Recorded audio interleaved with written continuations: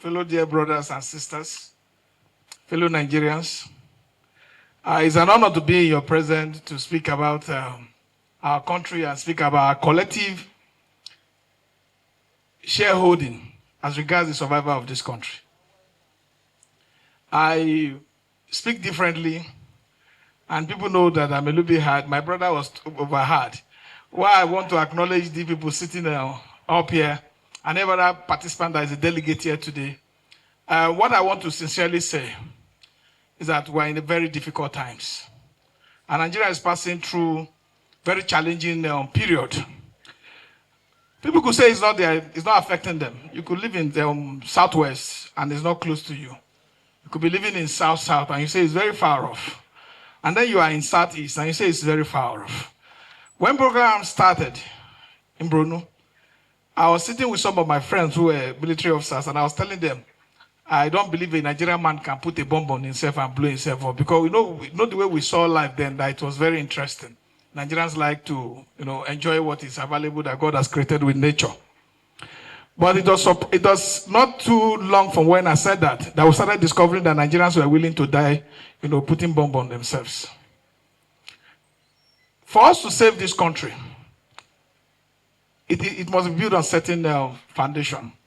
Nothing you can do to seek for transparency, to seek for accountability, that if you are not responsible or be part of the people that usher in those government. Government can only be accountable. Government can only seek or show to be transparent if there's a transparent process by which they got into office. We must establish that our electoral system is faulty, that our electoral system has allowed people who are not competent enough, who don't have the ability, who don't have the conscience and the love of our people at heart, and have come into power only to serve their own personal interest. Because what is happening in our country today is disheartening. You could find out when General Uba died, or was kidnapped, or was abducted by the terrorists. The next day, the vice president represented the president in Kogi State, where he was dancing Makosa and was dancing and was enjoying himself. There was no feeling, there was no empathy, there was no compassion. We need compassionate leaders. Leaders that believe in the sanctity of life. Leaders that believe that even one single death dent the image of this country. Just one single death in the hand of a terrorist. And you discovered that they are still moving around, even when the president visited Benue. Well, Yawata lost over 200 persons. It was a show of shame to see that there was carnival organized to welcome the president. It was conducted in a hall well decorated as more than this one. We must have presidents. Children were lining up on the street. They brought children from schools. Children that are being kidnapped today, vulnerable children. They were lining up on the street of Makodi. And then, we have enough research, we have enough manpower. I lived in 63 Reference Hospital, Lagos. As an experience, not B2B's experience. Where I saw Nigerian soldiers, as much as they were being killed in Liberia and Sierra Leone, they were coming back. They were still going to try to defeat the terror that was in Cameroon, that was in Liberia and Sierra Leone. Today we have the same challenge at home. And we do not have the necessary political will to defeat this. This is a cancer that we must cut it and amputate it as early as possible. If not, the consequences will be there. Today across the national statistics clearly state that 1 out of every 3 child cannot afford to go to school. Then in the north, it's very high, not where we come from, it's very high. Today you have vulnerable students. Why are the schools easy target? It's because of its vulnerability. Because 1, there are no perimeter fencing. 2, there's no security at all. Even when the CSC church was attacked, at least there was live stream to show what happened. You could say that the federal government has overriding authority over security agencies. The president is the commander-in-chief of the armed forces. He controls the police. So, but majority of the problem, the responsibility stops on the table. If he knows and he has the capacity and knowledge to defeat this thing, he would have sat down with necessary agencies to draw and calculate how many personnel we have. How many can be used to guide these schools, Because we're drawing the children out of schools. We further reduce the number of school children. A lot of family might not return them. There will be trauma after this had occurred. So we must be proactive instead of being reactive. What we are having is reactionary measures where you say, Minister of Defense, you move to Kebbi. What is going to do? Even if you rescue them, what about the trauma for the kids and their family? These terrorists are choosing this spot because of his weakness and because of his ability to create high-level propaganda for them. Their news will go all over the world. It is even is low risk and high reward, knowing fully well that the children will not be able to put up any resistance. Can they go into a school that is made up of 400 adult men, that there will not be a little bit of crisis? So they know what they are doing. The authority must wake up to their responsibility. And we must challenge the authority to know that the responsibility that has been given to them in the Constitution to protect the life of property, they must take it serious. There's nowhere, no society can flourish economically, politically, if there's no safety of life and property. None, anywhere in the world. And that's why the Constitution did not specify that the government will be elected to build roads, to build schools. No. Yes, it's in chapter 2 of our Constitution. But the primary purpose of governance, which Constitution everywhere in the world has established, is the safety of life and property. Because it is in this safetyness, it is this security protection that every other thing can be built upon. Will you travel on Zamfara Road in the daytime without this thing? Will you go on this local Jakogi Road without proper this in Itobe? Families have been kidnapped. So it is when you have this security. In the 90s, we used to wake up with our friends in Abuja and we enter vehicle and we drive towards Lagos. Today, nobody is going to do it. They're asking you, have you contacted the police? So what level of challenge, or what level of country are we building where our people are not safe? How can you expect the suffering? Another part of this country is suffering today. Because apart from President Trump saying they are coming, let me tell you, every embassy issue what they call advisories. Advisories to their citizens not to go to certain places because of their life will not be safe. Every embassy in this country, you don't just take notice, they are issuing advisories that American citizens should not go to social state. And because of that, they will not invest in these communities. They will not bring their resources to this community. How long will a state survive based on only federal allocation if there are no investors coming in? Even these federal allocations are not properly used. 60% of it are embezzled. We must have a system that will properly take our matter as a serious matter. It is this country we have as of last week at the NJI, National Judicial Institute, where the president was walking in and the judges were singing, "On your mandate we shall stand." Judges, federal judges of this country.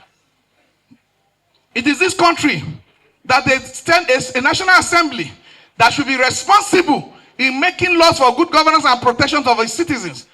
Is not taking any action to halt this slide into a state of terror. We must have collective as Nigerians, not to look at the interest of our party, or look at the interest of our pocket, or look at the interest of our family members who have been appointed, and decide not to say the truth. Because the more we look, we are going to build a nation where we expect our children to inherit an atmosphere of tranquility and peace from us. If we continue like this, we have a funny system. Because with porous borders, more non-Nigerians will walk into this country and take over the ungoverned spaces because our armed forces are already overstretched. They are fighting wars, fighting insurgents, fighting bandits, fighting all kinds of security challenges all over the world, all over the country. So they are already overstretched and their capacity to defeat it is waning down on a daily basis. Except something drastic is done. That resources meant to be able to safeguard this country is not stolen. That people prioritize the welfare of their people. That instead of buying private jets, we put money into security gadgets that can help our people. Security surveillance procedures like security detection, sensor detections. If there was a sensor detector around those schools, maybe 10 meters away, 20 meters away, as these terrorists are walking in, it will pick up. And those responsible will know that within that perimeter fence being breached at 2 a.m., 3 a.m., something is wrong. So we can't say we are bereft of idea. We are just not too interested in making the life comfortable for the ordinary Nigerian. We have built an elitist society that only remember the very rich and forget the very poor. Our forgotten men and women, our forgotten children. We must not allow religion to divide us. We must not allow region to divide us. Neither should we allow ethnicity to divide us. Because at the very critical time, if security becomes more serious, none of us will remember these things. Because it will be now what will matter to us is the safeguard of our own lives. So it is clear that this country deserves quality leadership, either from the councillorship world. We leave councillor out of it because there's no election in that area. It is by appointment by the governors. They have bastardized the local government system in this country. It is the greatest fraud fostered in our democracy. So there's no local government elections. So, but we must now sit in this unit form and form proper pressure group that we're electing House of Assembly members that are going to represent us and we can bring them back. Who can speak for us for the interest of the common man? The National Assembly today has abdicated its own responsibility and have taken the responsibility of always speaking for the president. This is a government, an arm of government that should be responsible in calling the president and then monitoring him with the kind of loan he's collecting. We have removed the subsidy. You know how many trillion of naira we're paying for subsidy? People say that removal of subsidies go. As an economist, I can tell you there's nothing wrong in borrowing money. I know that. There's nothing also wrong in removing subsidy. What is wrong is the hasty nature, in very, very harsh nature that it was done.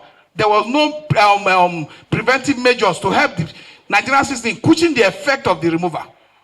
That transportation cost that was 18 naira from Nyanya to Bega increased to 250 naira the day it was removed. So a man earning 100,000 naira, his money became useless. So the government did not follow the removal based on policy and plans. There was no mitigating measures put in place to help the very vulnerable. And that's why today, the very poor are continuing to remain poor. But we will defeat them if we know that our fundamental right is not to sell our vote. That our fundamental right, which is granted to us by the Constitution, is to vote for credible leaders. If we do that, we will save this country from the current challenges that it's facing. Today, we have been drawn apart by unnecessary bickering that will not help our country to progress. I tell you that we have qualified men and women that if they sit down today, we will solve these security challenges. But they are not bringing that matter to discuss because they will tell you it is an APC affair. Nigeria affair belongs to Nigeria and it's not a party affair. Because we are all living within this territorial conference called Nigeria. This territory called Nigeria, we are all living in it. Whether you are PDP, Labour Party, ADC, and APC. So we suffer all these consequences together.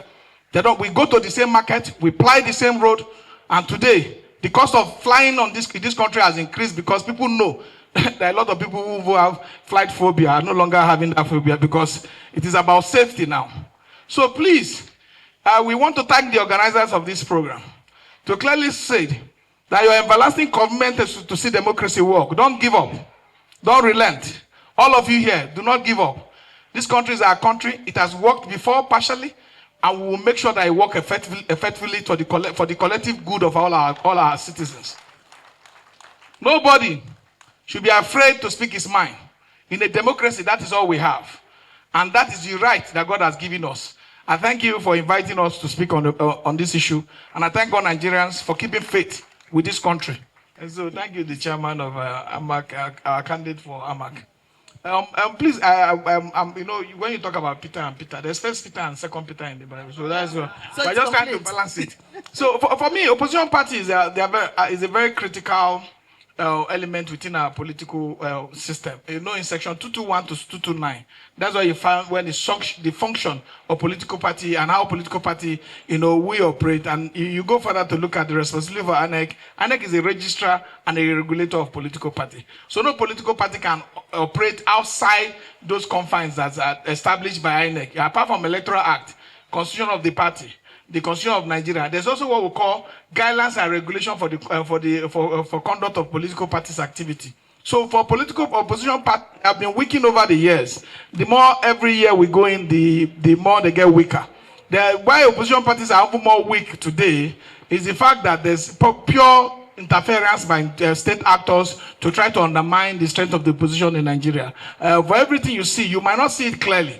Because there's even for my parties that are not as mighty, maybe our opposition as in the ADC right now and others, Labour Party and PDP, the other opposition that have been, hanged by certain provisions of the law. Section 225A is that you say you open your mouth, you'll be deregistered, which is identical to the, to the principles of democracy anywhere in the world. Democracy is about participation. That's by you finding a place to belong that you can hear your view, hear your grievances, and that party suits your own principles. It might be party for green party, party for cow discussion, party for green grass, party for whatever. That is why if you go to section 40, it is captured. Look at what is captured in section 40 is that every Nigerian citizen or individual will have the right to belong to a political party, a trade union, or an association where his interest is protected. So if we talk about interest, because you can't just go to any party because you feel the party should there. So party has their own manifesto. But today we are challenged by this act of defecting. If you look, party cannot build momentum into 2027 election now. And by 1 year after that election, everybody that won on the platform of that party defect to another party. So it's difficult for that party to, start another momentum for 2032. So, and that section that supposed to protect that is section 109 subsection 1G. But further, those who are making our laws as criminal minded as they could be, they went to section 109 and section 2G and said that for that seat to be declared vacant, the presiding officer of the National Assembly or the State Assembly will be the one to declare it vacant. So how does a man who is a beneficiary of the defection declare it vacant? So for us to make it work, Nigerian citizens must know that a political party are public institutions. They are public institutions. They are not owned by anybody. With self-succession, they are entity that operate on their own. Even if everybody in that party resign, the political party still remain as an entity. So we must know collectively that this party is our responsibility. Imagine if 100 million people are paying 1,000 naira as membership dues. Because the reason why parties are weaker and the reason why party cannot sustain democratic principles among the competitive forces of those in power is naturally because those in power deep hand into public coffers, take this money and use it to intimidate the electorate and make them feel that when you stay on this side of the divide, you get broke more. When you stay on this side of the divide, you benefit more resources. That's why you find out political opposition leaders who don't have principles, who are not disciplined enough and cannot sustain their ostentatious lifestyle, will eventually defect to the ruling government. So it is our collective responsibility as citizens to make sure that the opposition, the political party system, survive to protect our rights. It's clear that the people in power are jittery and they can be defeated. We are in opposition here because we confidently believe that they can be defeated. That's why we're here. And I'm telling you, the only thing that is wrong with the opposition is not about, we've done a coalition where we put 30 political parties before together in 2019 and we lost. It's not about how many parties you put together, but it's about the kind of candidate you present to the people. It must be appealing enough to them to be willing to go to the ballot box and vote. It must be attractive enough to them to be willing to sustain injury like the lady in Lagos and still go back to polling unit. That is the kind of things that the opposition need. Because the opposition does not have any other power. They don't control the state apparatus of authority. They don't control any, they don't control police. And they don't control any other thing. What they need is the people. It's the people that determines what happens on election day. And if you tell me that the people are not useless, and they are not useful, and they are not a determining factor, you ask yourself question, why do they load money in trucks to buy vote? So these are critical things that the people, and the only thing that have made election rigging easier in my 20-something years of practicing multi-party democracy and being in the opposition is the fact that people don't participate. When there's mass participation, we have about something million registered on our voters register today. Imagine if 30 million comes out to vote or 40 million. It will overwhelm the system. The system has no capacity. Today, look at what terrorists are doing. Nigerian security architecture have no capacity to subdue the people in 179,000 polling units. So it is the people that the opposition have. But how can the people be encouraged enough to say they are willing to give their vote? It will be predicated on the kind of candidate that is put forward to the citizens on what they will make them so encouraged that they needed to save this country from a sliding, from the downward spiral that is going. So it is about the people and the opposition. And you must have in that process a proper, defined strategy to be able to also deploy your resources on election day, since you are not going to be stealing for public offers. And I tell you that this government, nothing fears them more. What is happening in all the opposition party, you think it's just happening for nothing? I am telling you, this is the first time I'm seeing that the Supreme Court judgment can be overturned by a state high court. INEC come into existence under Section 133 of the Constitution. That means INEC is a federal executive body. No state court can issue an order against INEC and it will stand. None. The current INEC chairman appointment comes in line with Section 155 of Section 1C. So everything is a federal body. But today you have state courts issuing orders to stop the function, to overrule the Federal High Court, to overrule the Supreme Court. So, and you have a commission that is so deep now in politics that also will not make you breathe well. But if the people wake up, I am telling you that day and night, these people are not sleeping. If it was Wike group that took over the PDP secretariat, it will not be barricaded. It's barricaded today because the people woke up in their own party and say it's time for us to take our party back. So you will always find state actors acting in the interest of those in power because they want to always work for the interest of their salary. But when the people, please, my last statement, go to America. If you are walking into Capitol Hill, you travel a lot, Mr. Moses, Dr. Moses. If you are walking into Capitol Hill today, you will see people protesting that the carton for Chivita has been reduced by 5 centimeters. They will be protesting for that, people. If you are walking into Capitol Hill today, you see people protesting that why are we wearing blue here today? Why is not green? See, protest is very important to the it's critical to bring the attention of government to face the reality of what the people are confronting, because they are insulated from the crisis you are going through. They are inside the government house, protected by armored vehicles with your money, fly armored jet if they have to. They have armored security. They have personnel. If 50 people are supposed to guard the governor's house today, they'll say no for proper security. They make it 200. So they are insulated from all the things you face. In American presidency, cannot go to market with government money. He feed from his salary. But Nigeria, after paying the president, we make budget for his feeding. We make budget for his intensives. We make budget for everything for him. So it doesn't relate with the things of the common man. So it is the common man that has only one authority. And that authority is his voter card. And it's that thumbprint that it goes on election day. If it's done collectively in one direction, these people will be removed. Whether it is changed by those who are counting it is a secondary thought. Because at the primary level is that vote counts. But their citizens' disengagement from the process of counting vote leads to the criminal malpractice that occur during the theft of such vote. It's clear that when you vote on election day, our elections are actually improved fairly. Let's say this because of the involvement of technology in our electoral process. We are no longer talking about ballot box stuffing. There's no ballot box snatching, because if you snatch it, the figures are already been recorded and accredited by the beavers. So now we have moved to another level of criminality within our voting process, which is that people now buy vote. And why are people buying vote? It became very obvious in Ondo. That was the first place we saw the practice, where they say, Dibo ko sobe, that you should vote so that you'll be able to cook soup, pot of soup. So it means that those in power deliberately impoverished our people, make them paupers, so that they can sell their vote on election day. So it's because the vote matters, and that's why the vote is being put out for sale, and that's why people are buying it. But one critical aspect, one very important aspect that you should not forget, is that we must, as a collective, who are willing to bet a new Nigeria, in our consciousness, in our state of mind, we must now organize in a way that on that day of a coalition, on the polling unit center that we have voted, the vote will be announced, the vote will be tallied, it will be recorded in what we call from EC8A. As soon as it's recorded from EC8A, don't leave there. Let it be uploaded using the IRF Beaver's machine to IRF. As soon as it's uploaded, you can go home.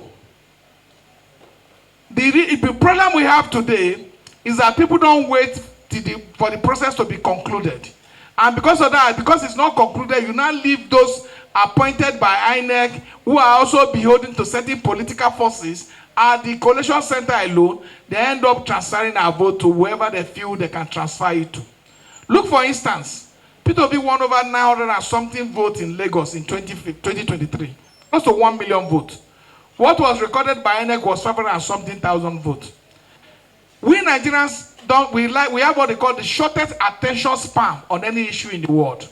When we drink this water here now, we are forgotten. We are moving to another bottle. We will not remember what happened to this bottle water. Go to your YouTube, go and watch BBC investigation on the rigging that happened to P2B. You watch the one that happened in Rivers State.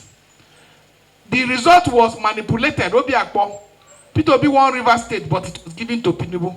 It was BBC report. Premium Times also have it documented. I'm not saying what I do not. Documented. Until today, because the result was uploaded. If you go to IREF, you will see that result there. The result that was announced against him. So it is we must, as citizens, now start to see, because our vote count and they are going to steal it. We act as the last line of defense for that vote and make sure that it is uploaded on election day. If it's uploaded on election day, then we will now start to use our vote to be able to create a government that will not only work for our people, but a government that will work for all of us. When bad people get into government by rigging the election, they will never serve your interests. Because that's why you see this manipulation, try to turn political party upside down, try to turn the judiciary upside down, try to turn the multi-party, the electoral system upside down, because they want to come back by, circumventing the processes and come through the back door again, and then start to make sure they give bad governance. So our vote counts, and you should believe in that voting process. And all of us must vote on election day. Without election, that ballot paper they give to each of you, good roads are on that ballot paper. Education is on that ballot paper. Healthcare is on that ballot paper. Security is on that ballot paper. If you give it to somebody who have no competence, who have no character, who have no compassion, who have no ability, then at the end of the day, what you will get will be the negative aspect of all these things I have mentioned. To tell you clearly, in my experience on this field, vote count. Don't sell your vote. Thank you.